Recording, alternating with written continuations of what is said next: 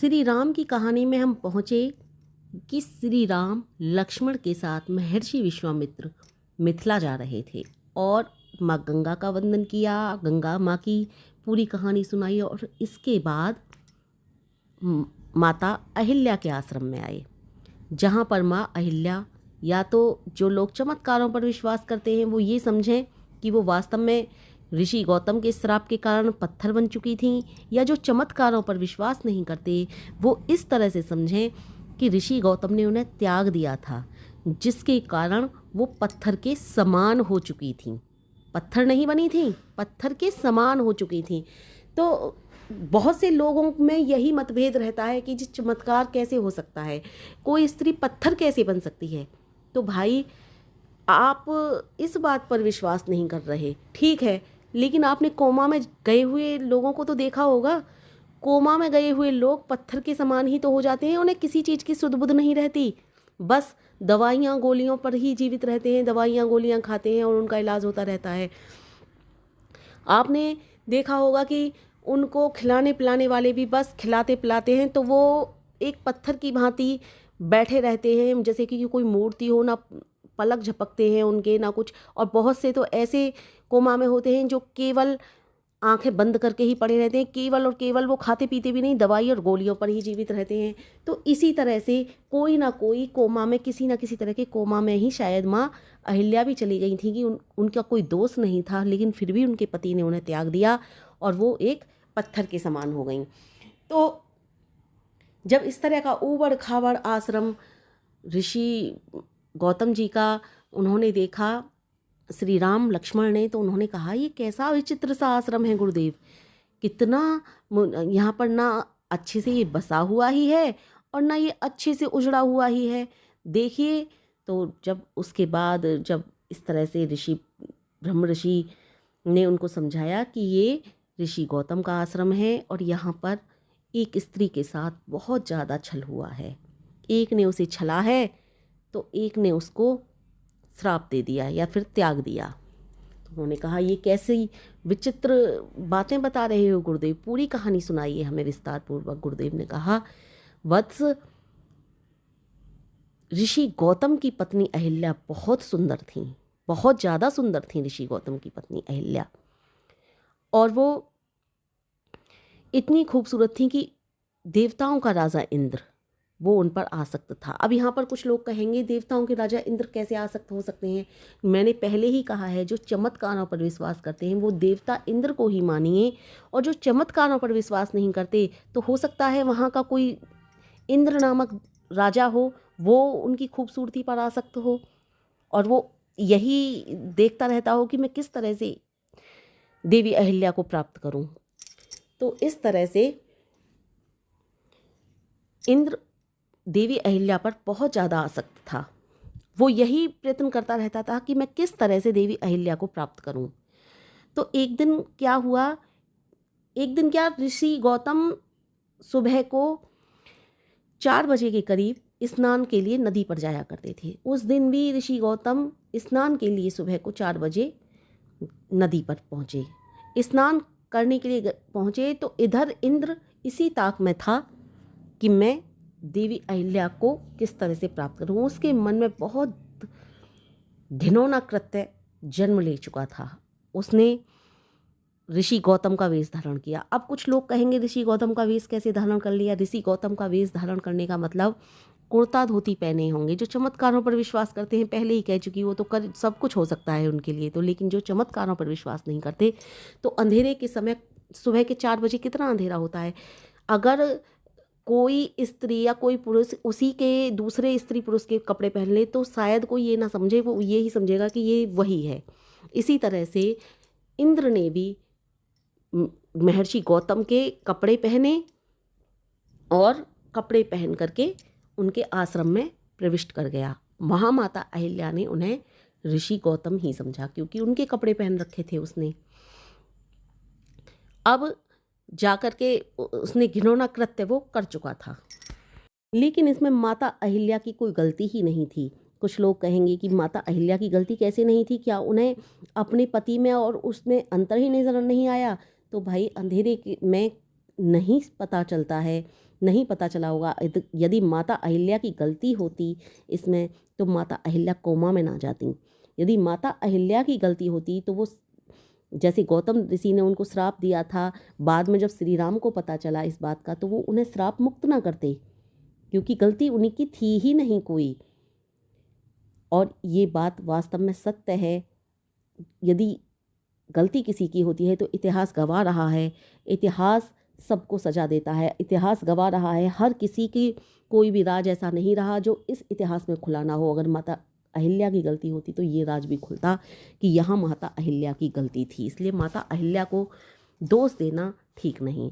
उसके बाद उधर से इंद्र कुकृत्य करके निकल रहा था और इधर से गौतम ऋषि स्नान करके लौट चुके थे। गौतम ऋषि ने अपने ही वेश में जब इंद्र को देखा तो वो सारी घटना समझ चुके थे। उन्होंने इंद्र को भी श्राप दिया और माता अहिल्या को भी श्राप दिया। या तो ये कहिए माता अहिल्या को ये श्राप दिया कि तुम पत्थर की हो जाओ, या फिर माता अहिल्या को ये श्राप दिया कि उन श्राप देने से मतलब उनका त्याग कर दिया और वो पत्थर की तरह हो गई, यानी कि कोमा में जा चुकी थी। उनको अपनी शरीर की सुध-बुध की ना रही, खाने पीने की सुध-बुध ना रही, यानी कि उन्हें किसी तरह की कोई सुध-बुध न थी। वो एक तरह से कोमा में पहुंच चुकी थी। यही कहानी ऋषि विश्वामित्र ने श्री राम व लक्ष्मण को सुनाई। इस कहानी को सुनकर राम और लक्ष्मण बहुत व्यथित हुए, बहुत दुखी हुए कि एक नारी के साथ इतना बड़ा अन्याय जिसमें उसकी कोई गलती ही नहीं थी। यहाँ पर श्री राम ने ये भी कहा ये तो ऋषि गौतम ने गलत किया, क्योंकि इसमें माता अहिल्या की तो कोई गलती ही नहीं थी। उनका क्या अपराध था? शायद माता अहिल्या कोमा में इसलिए भी गई हों, ये मैं अपनी तरफ से कह रही हूँ, श्री राम की तरफ से नहीं कह रही, कि शायद माता अहिल्या कोमा में इसलिए भी गई हों कि शायद वो अपने आप के लिए ही दोषी मानती हों। जब श्री राम और लक्ष्मण ऋषि विश्वामित्र जी से इस तरह की बातें कर रहे थे कि माता अहिल्या का तो कोई दोष ही नहीं था, तो ऋषि गौतम ने माता अहिल्या को श्राप क्यों दिया? ये गलत है। माता अहिल्या श्राप मुक्त होनी ही चाहिए। तब ऋषि विश्वामित्र जी ने कहा कि ये श्राप मुक्त हो सकती हैं जो चमत्कारों पर विश्वास करने वाले हैं और करते हैं। मैं उनके लिए कहानी कह रही हूँ अभी इस समय। और जो चमत्कारों पर विश्वास नहीं करते, उन्होंने कोमा में गई हुई माता अहिल्या का किस तरह से उद्धार किया होगा श्री राम ने, उसकी भी कहानी कहूँगी। तो जब माता अहिल्या की इस तरह की कहानी सुनी, तब महर्षि विश्वामित्र ने कहा इनका उद्धार हो सकता है। कोई मर्यादित पुरुष हो, जो सबका भला करने वाला हो, जो किसी का को दुख ना देने वाला हो। कि किसी पर भी दोष लगा कर गिरा देना ये सहजता है, लेकिन दोष लगे हुए को या फिर गिरे हुए को उठाना ये बहुत बड़ा कार्य है। जो दूसरों के दुख को समझकर उन्हें हृदय से लगाता हो, जो दूसरों के दुख को दूर करता हो, जो पतित पावन हो, ऐसा व्यक्ति ही माता अहिल्या का उद्धार कर सकता है। जब कोई ऐसा पुरुष होगा जो पतित पावन होगा, दुखों को दूर करने वाला होगा, उसके दोषों को ना देख करके उसको अंदर अच्छाइयों को देखेगा, उसको देखेगा इसका कोई दोष ही नहीं था, उनके ही चरणों को छूकर ये पाषाण रूपी अहिल्या, माता अहिल्या अपने सुध बुध में आ जाएंगी। हे राम, मुझे वो सारे गुण तुम में दिखाई देते हैं, ऐसा महर्षि विश्वामित्र ने कहा। इसलिए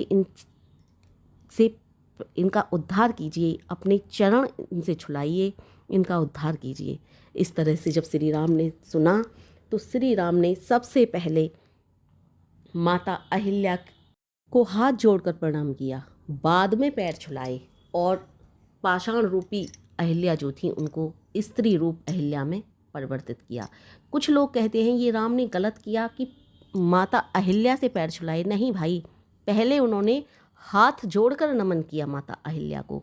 और आपने सुना होगा, जब कोई व्यक्ति झूठ बोलता है तो झूठ बोलना बहुत बड़ा अपराध है, लेकिन कोई किसी के हित में यदि झूठ बोलता है तो वो झूठ 100 सत्य से भी बढ़कर सत्य होता है। इसलिए उन्होंने उनका उद्धार के लिए उनसे पैर लगाए थे, ना कि उनका अपमान करने के लिए उनसे पैर लगाए थे।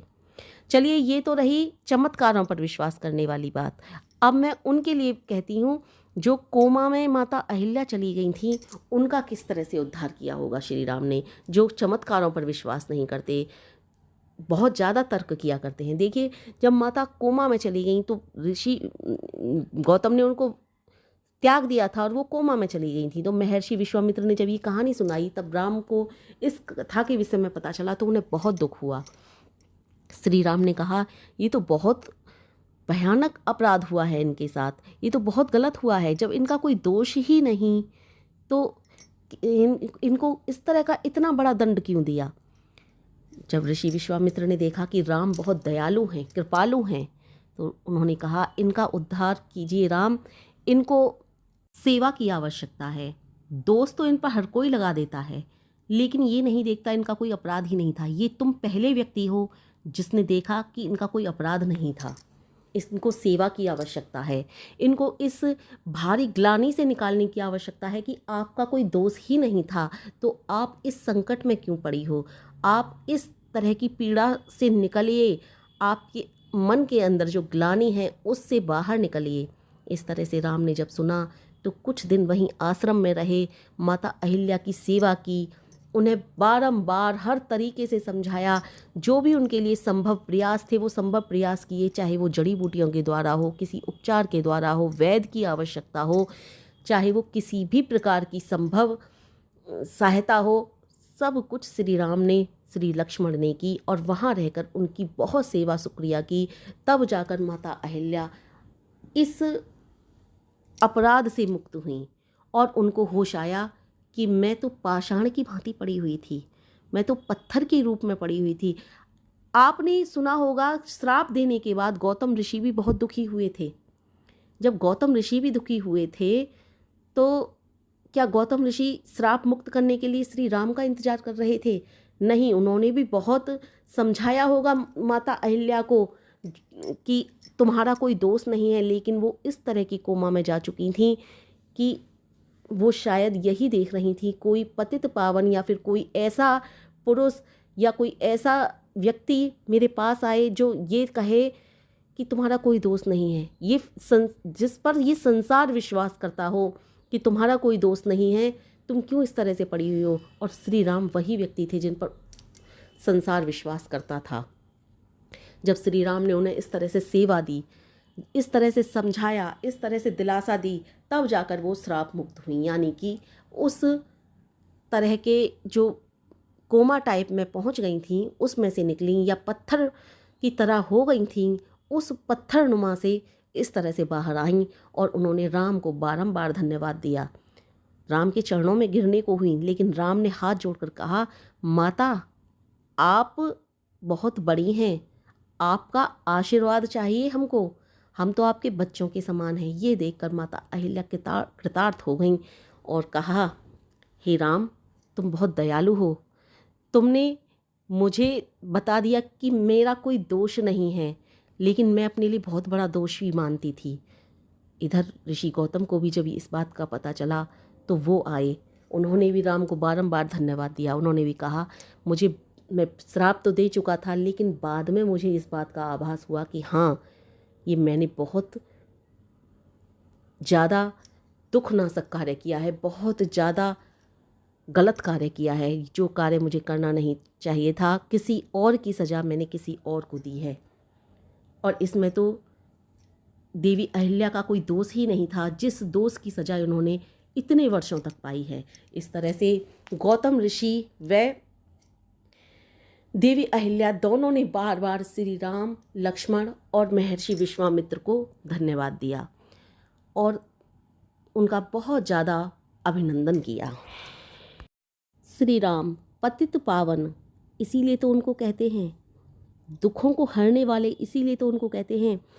आप समझ सकते हो कि आज के युग में भी इस तरह से जो स्त्रियों के साथ अपराध हो जाता है, तो वो स्त्रियां भी अपने लिए बहुत ज़्यादा समझते हैं कि हमने ही कोई अपराध किया है। लेकिन श्री राम ने इस बात को जाना, पहचाना कि इनका कोई दोष नहीं था, फिर भी इनको इस दुख को झेलना पड़ा, इस अपराध को इस यातना को इनको झेलना पड़ा। इसीलिए तो श्री राम राम हैं, इसीलिए तो उनको सब पूजते हैं, इसीलिए तो उनको सब मानते हैं।